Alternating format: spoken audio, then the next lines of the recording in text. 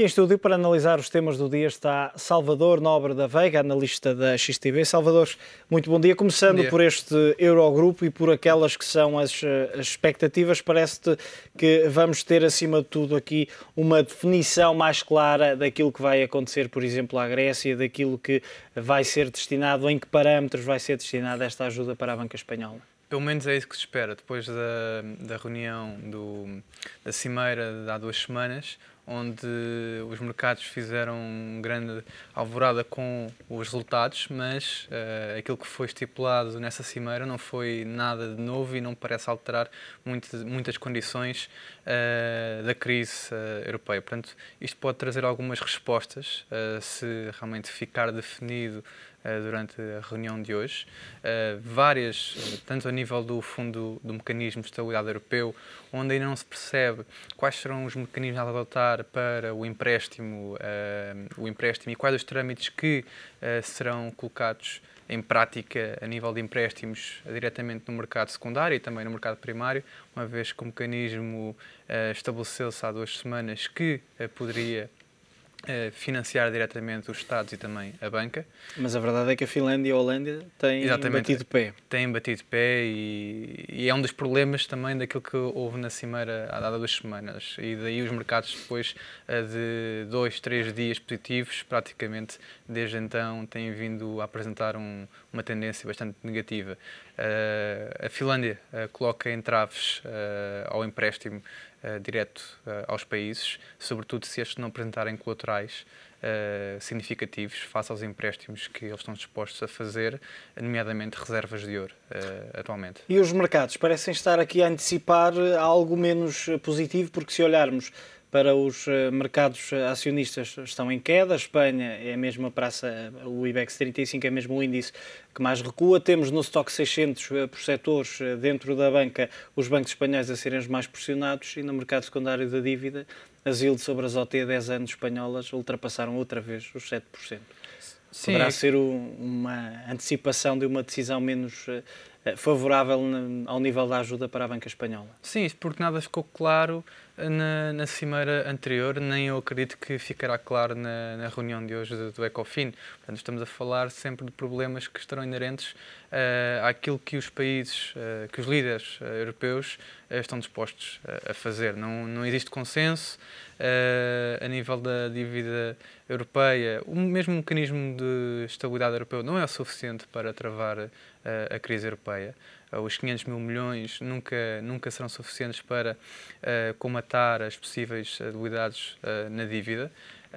Seria preciso ou uma intervenção por parte do Banco Central Europeu, mas isso já foi colocado por parte da Alemanha, de forma a alavancar o mecanismo para os 2 bilhões de euros, portanto, os 2 trilhões na escala curta americana. E, portanto, não me parece que haja aqui muitas clarificações, não só isso, como a nível do mecanismo. Ainda não existe ratificação por parte dos Estados. Portanto, a Cimeira, há 2 semanas, com também a perda de senioridade por parte do capital do Fundo do Mecanismo de Estabilidade Europeu, leva a que a maior parte dos tratados que já foram ratificados, entretanto, tenham que ser alterados. Assim como a ratificação por parte do Parlamento alemão, o finlandês também, que ainda não ratificou os contratos, o acordo, aliás, e que entrará em vigor a partir de agosto. E o mecanismo só entrará possivelmente em ação a partir da última semana de agosto. E isto é se conseguir realmente capitalizar-se de forma total, dado que houve a perda de senioridade por parte da sua dívida. Não sei até que ponto os credores, os investidores estarão dispostos a financiar o mecanismo de estabilidade europeu.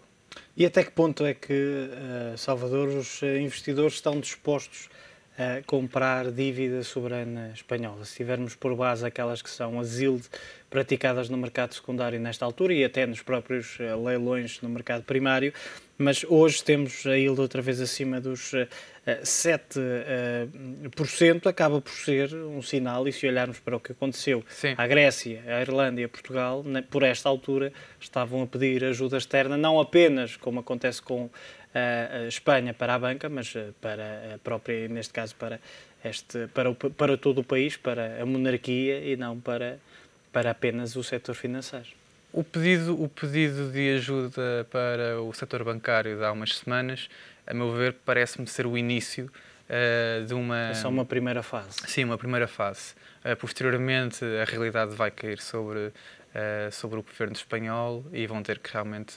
Porque a verdade é que se as ilhas se mantiverem agora de forma algo sustentada acima destes 7%, acaba por ser insustentável. Sim, acaba por ser um loop que se autoconfirma, portanto, uma profecia autorrealizável.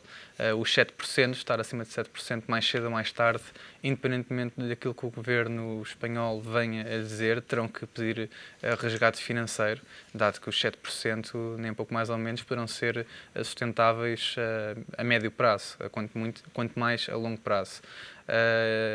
As necessidades de capital da monarquia espanhola continuam bastante elevadas, sobretudo para o final de 2012, e, portanto, estar a colocar leilões a 10 anos, onde a duração das obrigações é mais elevada, nestes patamares é completamente proibitivo para os cofres do Tesouro Espanhol. E continuamos a ter aqui uma grande discrepância entre os países do velho continente. A Alemanha esta manhã fez uma emissão a 6 meses e acabou por ter uma yield negativa.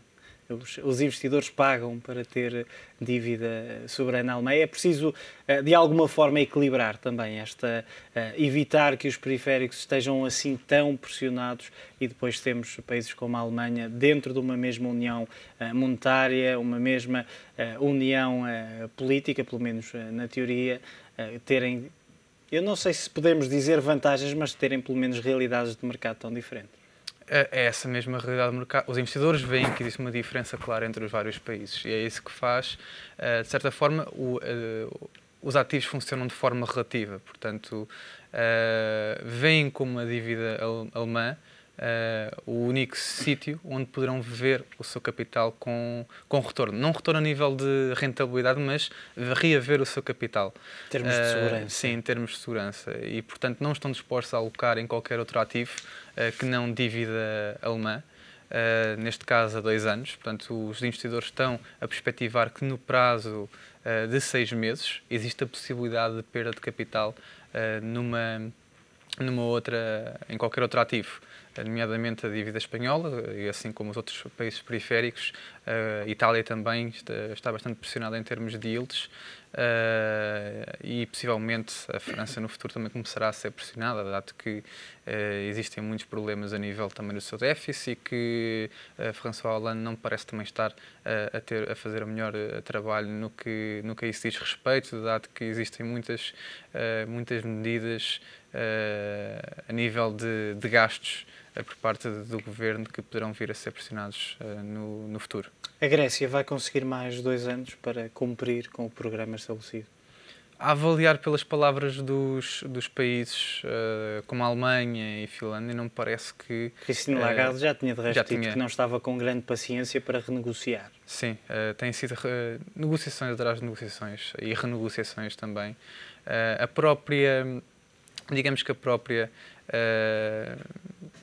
A falta de seguimento do plano de austeridade por parte da Grécia, que tem realmente resvalado bastante no que a sua aplicação diz respeito, coloca, portanto, em dúvida por parte dos líderes, sobretudo da Alemanha e também do FMI, que não estarão dispostos a dar muito mais margem à Grécia.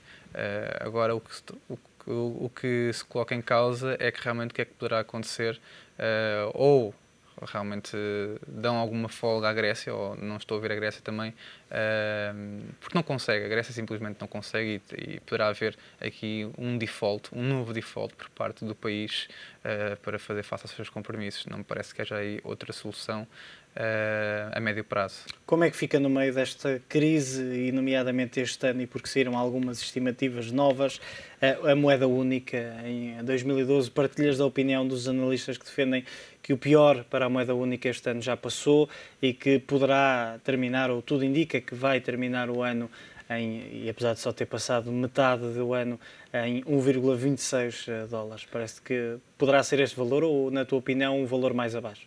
É assim, determinar muitas vezes o sentido da moeda única já de si é difícil. Determinar o ponto, não só o valor, como o tempo, o ponto temporal em que isso acontece, acaba por ser ainda mais difícil. Coloco-te a pergunta de outra forma. O pior já passou para a moeda Exatamente. única? Eu penso que não. Penso que vamos ver o euro-dólar, o euro face ao dólar bastante mais baixo. O que não significa que depois não poderá haver uma recuperação temporária e que poderá coincidir, lá está, com o final do ano, como esses analistas perspectivam. Mas quero-me ver que temos que no mínimo vir abaixo dos 1,20 aqui a curto prazo. Penso que venhamos a tê-lo nas próximas semanas, ali em torno dos 1,15, 1,20, e depois sim poderemos ver uma recuperação temporária por parte do euro, mas penso que a médio e longo prazo estaremos a caminhar para valores mais próximos da paridade face ao dólar. Olhando para outros dados, e nos Estados Unidos começa hoje mais uma earnings season relativa ao segundo trimestre deste ano. A Alcoa dá o pontapé de saída como é de resto habitual. Esta semana temos ainda o JP Morgan, Wells Fargo e Google na próxima sexta-feira, mas e de um modo mais macro, aquilo que os investidores querem ver, além naturalmente dos números, é de que forma é que a economia norte-americana e as suas empresas estão a evoluir ou não face a esta crise. Sim.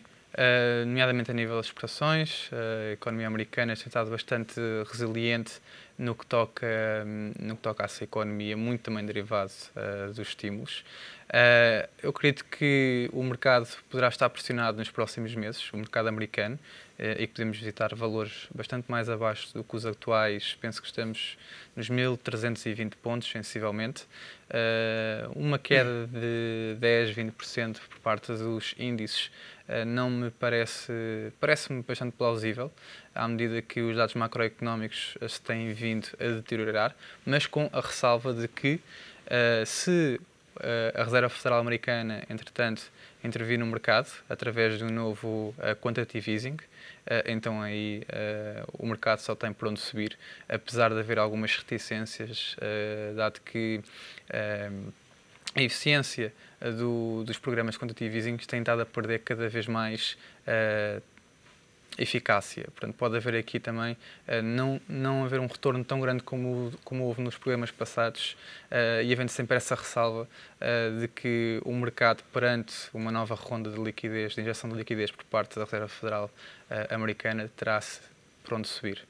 Olhando, por exemplo, para os dados do emprego, e esse quantitative easing também pode ser, e é, na prática, mais um estímulo àquela que é a maior economia do mundo, mas a verdade é que os próprios números da criação de emprego também ficaram um pouco abaixo daquilo que era esperada, e a verdade é que os investidores e os analistas receiam que a economia norte-americana esteja aqui um pouco, e perdoa uma expressão, aos solavancos. Ainda não conseguiu encontrar um caminho certeiro para manter um crescimento mais constante. A nível dos números de criação de emprego, podemos estar aqui a ter um desvio estatístico, ou seja, na própria formulação de como são criados esses números. Ou seja, na altura, em abril, fevereiro e março deste ano, os números estavam a ser bastante positivos. Isso devia-se ao próprio facto de os modelos de previsão destes números a terem em conta números passados. E números passados incluem os da própria crise de 2008, que foram variações de uma amplitude bastante elevada e, portanto, fora do normal. Esses números fora do normal depois vão ser incorporados no novo modelo, que acaba por, de certa forma, desviar um pouco as previsões, ou seja, se por um lado os números bastante negativos durante a crise de 2008 leva a que depois as previsões para o futuro acabem por ser mais reduzidas e, portanto, os números acabam por ser mais positivos quando eles realmente acontecem. E, portanto, um efeito positivo ser maior do que aquele que é perspectivado. A mesma coisa acontece agora do lado negativo, ou seja, as próprias previsões e os próprios números que neste momento estão a acontecer a nível de desemprego poderão estar a ser colocados demasiado em baixa, derivado desse mesmo fenómeno.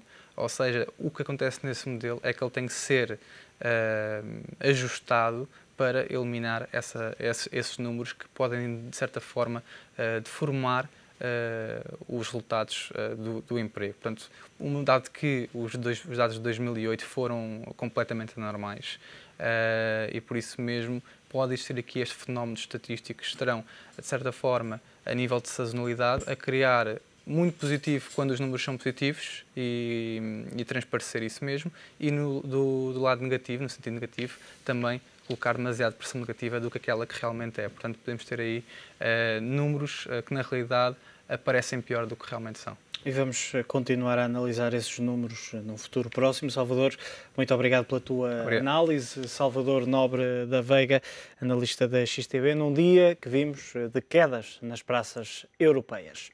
Altura para um curto intervalo, não sai daí.